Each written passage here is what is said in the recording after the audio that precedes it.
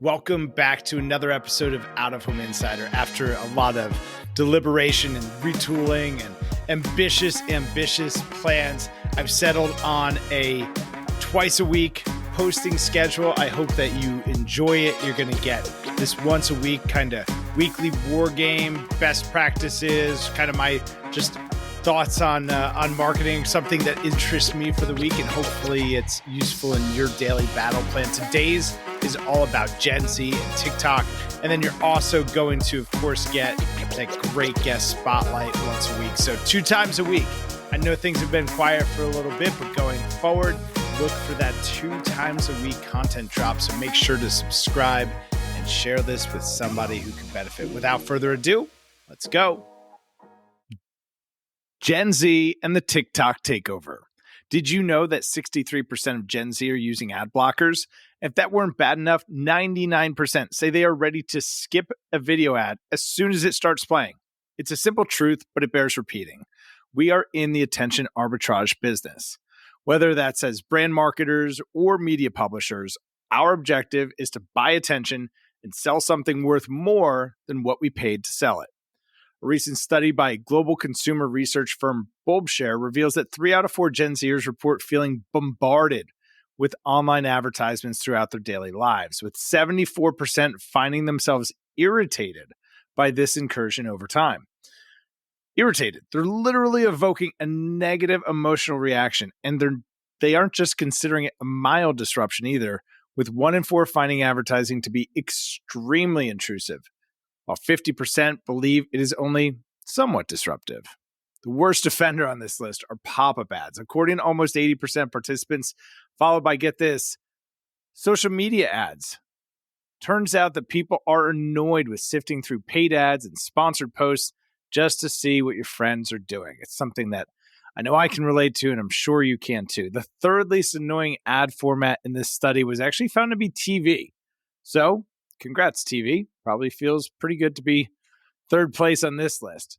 Here's what's really interesting about the study. TV, radio, podcast, social media, and pop-up ads all had a highly negative emotional response rate, whereas billboards and print ads were rated as inoffensive comparatively. I know, probably no surprise that an ad that is actually interrupting the thing you want to do is more likely to be perceived as annoying or offensive than a picture on a stick on the side of the road, but it's really pretty primal if you distill it all the way down. It's my choice to ignore that picture on a stick, or I can choose to look at it. It's my call. When you force me to watch an ad in exchange for the thing I want, well, Gen Z reports the emotional response as a feeling of powerlessness. It's not exactly inspiring the brand affinity vibes you're going for, so tread lightly. Choose your timing. Be thoughtful with how you use the moment. I hate to say it's that easy, but it's that easy. It doesn't mean, though, don't make offers, and certainly doesn't mean to not have a call to action. In fact, not making enough offers or making me guess at what you want me to do could be part of the reason it's annoying. I mean, if you want to ask me out and tell me where we're going. Get this. The study goes on to say that when asked how they occupy themselves during a commercial break, half of the participants said they talk with their friends or family who they're watching it with. The rest of us who are sitting here by ourselves are probably texting somebody. Almost 7 out of 10 of those people say they are more likely to buy a product recommended by their friends and family over that which has been advertised to them. That ad they blocked and skipped and ignored. In fact, 81% say that they are more likely to trust real opinions than an ad. I'm just kind of surprised it's not 100%. So how do you engage an entire generation that doesn't want to hear from you and doesn't trust you? Well, it could be time to lean into making what's old new again and pairing it with a few new tricks. According to Pew Research, nearly 40% of Gen Z prefer TikTok for online searches, according to internal data from, get this, Google. This was all first reported by TechCrunch. But wait, there's more. Gen Z has become increasingly dissatisfied with the quality of Google search results. The report found that Gen Z is, you guessed it, annoyed with sifting through ads to find the results relevant to them. I'm starting to think that I might be Gen Z because the same things all annoy me.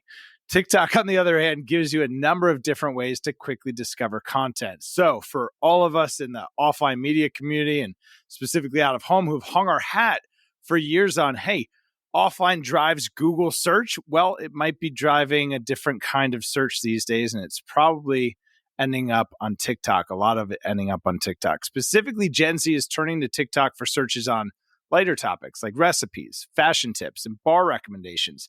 And if you're Google, that should be scary because for the past 7 years, Google has defined those types of searches as micro moments or the digital reflex when we grab our phones because we want to know something, go somewhere, do something, or buy something.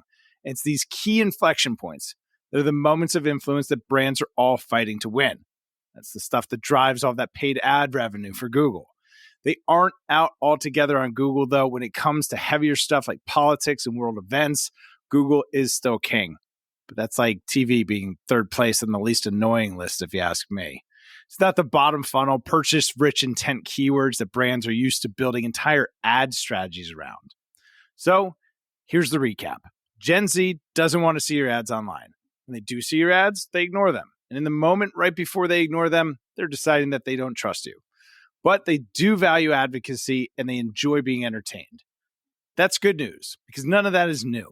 We've always sought social proof and validation in our decision-making process.